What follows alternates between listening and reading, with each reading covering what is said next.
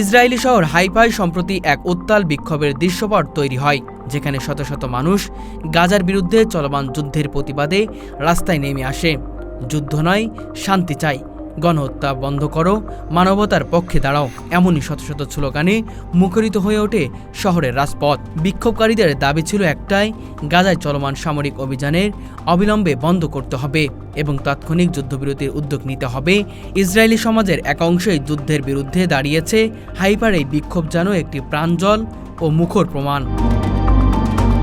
সমাবেশে অংশ নেওয়া মানুষের মধ্যে ছিলেন মানবাধিকার কর্মী, ছাত্রছাত্রী, রাজনৈতিক বিশ্লেষক এবং সাধারণ নাগরিক, যারা মনে করছেন এই যুদ্ধ কেবলমাত্র গাজাবাসী নয়, বরং ইসরায়েলের অভ্যন্তরেও মানবতা ও গণতান্ত্রিক মূল্যবোধকে প্রশ্নের মুখে ফেলেছে।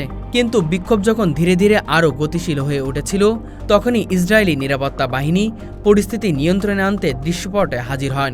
পুলিশ বিক্ষোভকারীদের ছত্রভঙ্গ করতে টিয়ারশেল গ্যাস, জলকামান এবং বল প্রয়োগের আশ্রয় নেয়।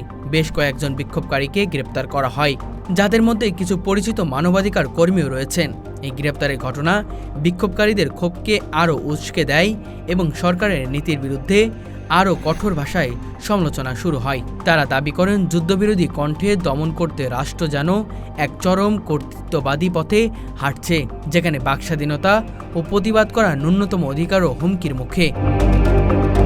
ইসরায়েলের হাইফা শহর গাজার বিরুদ্ধে চলমান সামরিক অভিযানের প্রতিবাদে এক শান্তিপূর্ণ যুদ্ধবিরতি সমাবেশ অনুষ্ঠিত হয়, যা পরিণত হয় উত্তেজনাপূর্ণ এক পরিস্থিতিতে। সমাবেশে অংশগ্রহণকারীরা দখল বন্ধ করো, তাৎক্ষণিক যুদ্ধবিরতি চাই এমন নানা প্লাকের হাতে নিয়ে প্রতিবাদ জানায়। অংশগ্রহণকারীদের ভাষ্যমতে এই সমাবেশ ছিল সম্পূর্ণ অসহিংস, যেখানে নাগরিকরা সরকারের যুদ্ধনীতির বিরুদ্ধে তাদের মত প্রকাশের গণতান্ত্রিক অধিকার প্রয়োগ করেছিল। তবে বিক্ষোভ শুরু হওয়ার কিছুক্ষণের মধ্যেই ইসরায়েলি পুলিশ ঘটনাস্থলে আসে এবং বিভিন্ন অজুহাতে বিক্ষোভকারীদের বাধা দিতে শুরু করে। কিছুক্ষণের মধ্যে শুরু হয় গ্রেপ্তার অভিযান।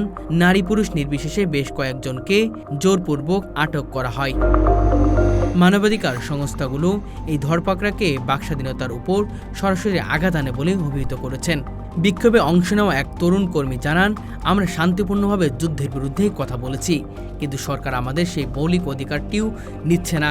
এই ঘটনার মাধ্যমে বোঝা যাচ্ছে যুদ্ধ পরিচালনার পাশাপাশি সরকার ভিন্নমত দমনে এখন আগের থেকেও বেশি কঠোর হয়েছে। এ থেকে স্পষ্ট যে শুধু গাজার মানুষ নয়, বরং ইসরায়েলের ভিতরেও এখন চাপা উত্তেজনা ও বিভাজন চরম পর্যায়ে পৌঁছেছে।